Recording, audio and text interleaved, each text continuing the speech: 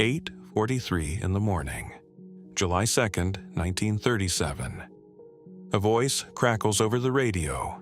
"We are on the line 157337. We will repeat," then static, then nothing. Amelia Earhart was never heard from again. 89 years later, someone is finally going back to find her. For almost 90 years, the disappearance of Amelia Earhart has been the most famous unsolved mystery in aviation history. Books have been written about it. Documentaries have chased it. Grown adults have spent their entire careers and their entire fortunes trying to answer one question: what actually happened to her? And this October, a 16-person team is boarding a plane at an airport terminal named after her, flying to one of the most remote islands on Earth to try to answer it once and for all. Before we go further, hit subscribe. This is not just the story of a woman who vanished. It is the story of the plane that funded her, the island that may be hiding her, and the university that never stopped looking. 1. The woman who was already defying the odds.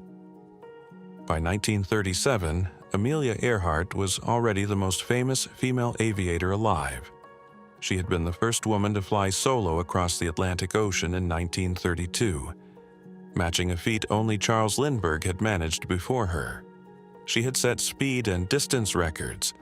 She had written best-selling books about flying. She was, by any measure, already a legend. In 1935, Purdue University brought her on in a role that had never existed before: a visiting faculty member advising women on careers and consulting with the Department of Aeronautics. Purdue's president at the time, Edward Elliott, believed women belonged in aviation and engineering, and he wanted Earhart on campus to prove it. She spent time with students, gave lectures, and helped design curriculum. She was, in every sense, one of theirs. So when Earhart proposed her most ambitious flight yet, an attempt to become the first woman to fly around the world along its widest point, the equator, Purdue did not just cheer her on. The Purdue Research Foundation put up the money. They financed the purchase of a twin-engine Lockheed Electra 10E, custom-fitted with extra fuel tanks and scientific instruments, which Earhart nicknamed her Flying Laboratory. The plan was for her to return the aircraft to Purdue afterward for continued aeronautical research. That plane never came home. It was never just a university sponsorship, it was a bet that a university placed on a woman it believed in, with a machine it expected to see again. 2. The final leg. On June 1st, 1937, Earhart and her navigator, Fred Noonan, departed Miami on the final attempt. By late June, they had covered roughly 22,000 miles, island hopping across South America, Africa, the Middle East, and Southeast Asia. Only about 7,000 miles remained, but those were the hardest miles on the map, long stretches of open Pacific Ocean with almost nothing to navigate by. This was not even Earhart's first attempt at this exact flight. Back in March 1937, she tried the same round-the-world route in the opposite direction and barely got started. The Electra ground-looped and crashed on takeoff in Honolulu, damaging the plane so badly it had to be shipped back to California for a full rebuild. Most pilots would have called that a sign. Earhart had the plane repaired, reversed her route to fly west to east instead, and tried again 3 months later. That kind of stubbornness is part of why, when she vanished for good, almost nobody who knew her believed it was simple pilot error. On July 2nd, 1937, she and Noonan took off from Lae, New Guinea, headed for Howland Island. Howland is barely 2 miles long and less than a mile wide, a speck of coral and sand in the middle of the Pacific, roughly 2,556 miles away. Finding it required nearly perfect navigation, with almost no room for error in fuel, weather, or timing. The U.S. Coast Guard cutter Itasca was stationed near Howland specifically to help guide her in by radio. But the radio contact was a disaster from the start. Earhart could transmit, but she often could not hear the Itasca's replies. Her signal strength suggested she was close. And then, at 8:43 a.m., came the final transmission the Itasca ever logged. "We are on the line, 157337. We will repeat this message. We will repeat this on 6,210 kilocycles." A line running northwest to southeast. A line she and Noonan believed might lead them to land. Then silence. Amelia Earhart and Fred Noonan were never seen again. 3. The search that found nothing. What followed was, at the time, the largest and most expensive air and sea search in American history. The U.S. Navy diverted the battleship Colorado and the aircraft carrier Lexington. Ships and planes scoured hundreds of thousands of square miles of open ocean for more than 2 weeks. The total cost ran into the millions of dollars at a time when a dollar went a very long way. They found nothing. No wreckage, no debris field, no bodies. On July 19, 1937, the search was officially called off and Amelia Earhart was declared lost at sea. Newspapers across the country had been running front-page updates for over 2 weeks, and when the search ended with nothing to show for it, it left the entire country with a question mark instead of a funeral. It was, and still is, one of the strangest disappearances in the history of flight, because normally, when a search this massive comes up completely empty, it does not create a legend. It creates a footnote. Instead, it created a mystery so persistent that people are still funding expeditions to solve it 9 decades later. It was never just a missing person report. It was the moment America's most famous woman became its most enduring unanswered question. 4. The theory that won't die.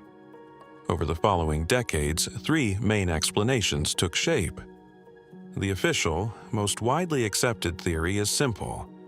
Earhart and Noonan ran out of fuel somewhere near Howland Island, ditched in the open ocean, and the Electra sank into water thousands of feet deep.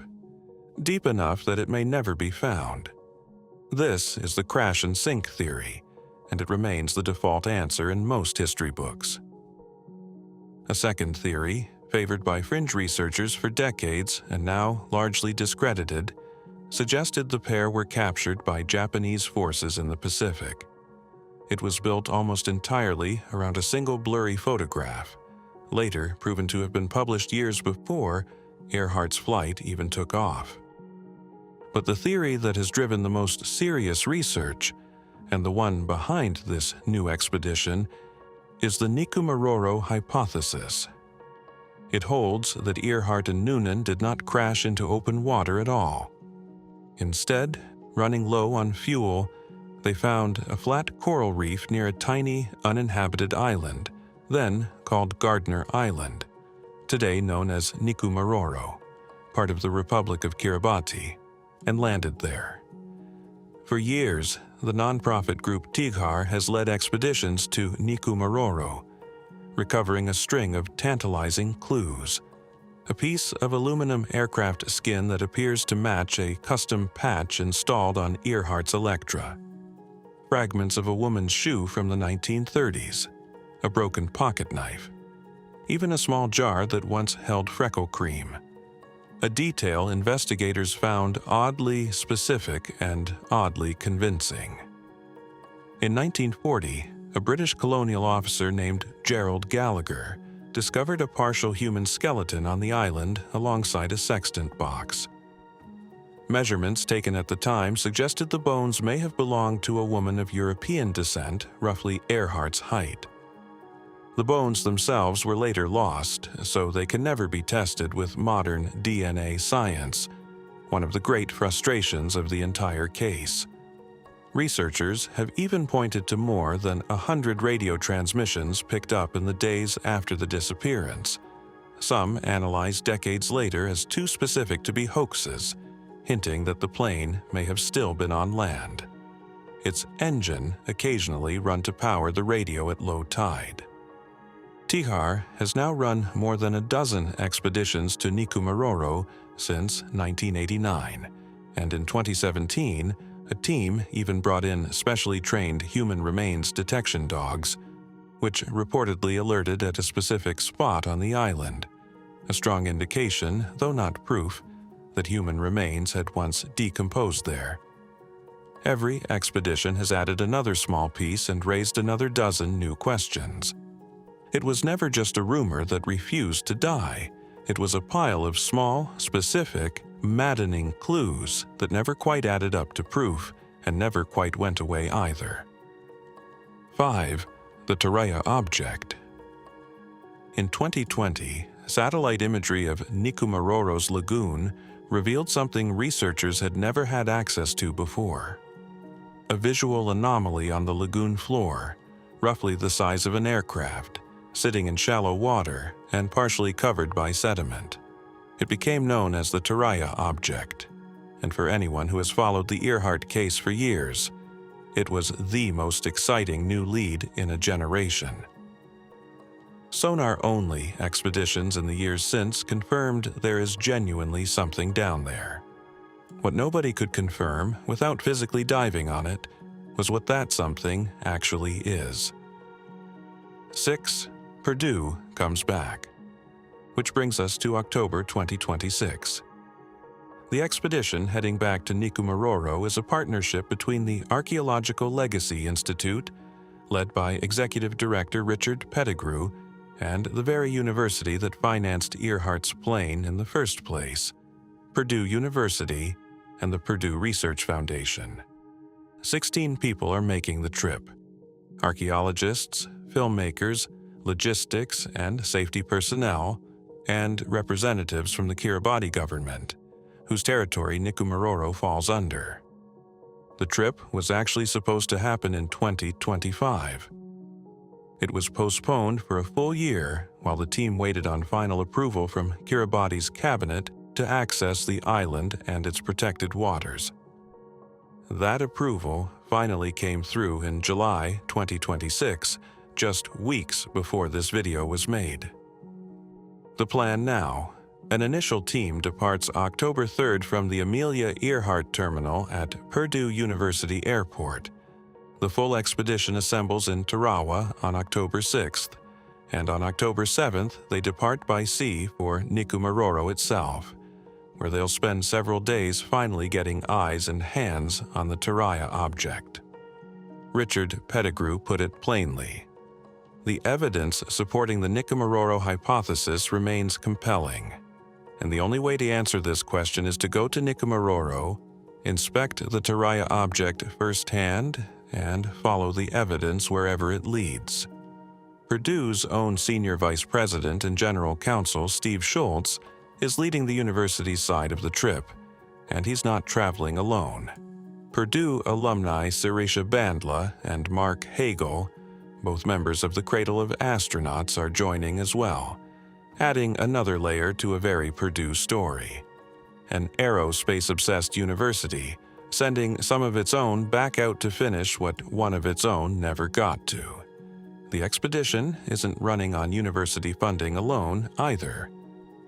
Backing has come from Recon Offshore, Columbia Sportswear, the Museum of Flight, the Niswonger Foundation, and support from U.S. Embassy staff across the region, a reminder that solving an 89-year-old mystery in the middle of the Pacific still takes a small army of modern logistics.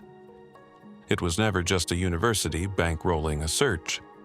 It was a loop closing, one that started in 1935, when a university decided to bet on a woman with an airplane and a dream, and never got to see how her story ended. A radio transmission that cut off mid-sentence. A search so massive it should have found something and found nothing. A shoe, a jar of freckle cream, a patch of aluminum, and a skeleton that was found and then lost again. A satellite photo that reopened a case nobody had closed. And now, almost 90 years later, the same university that handed Amelia Earhart the keys to that Electra is sending a team back to the last place she may have stood. Amelia Earhart was never just a missing pilot. She was the question America has never stopped asking. And this October, for the first time in years, someone is finally going back to try and answer it in person. Tell me in the comments, which theory do you believe? Crash and sink Nikumaroro, or something else entirely? And if you were on that expedition boat in October, what do you think they're going to find? Subscribe, because next time we go somewhere just as forgotten, and the story is just as extraordinary.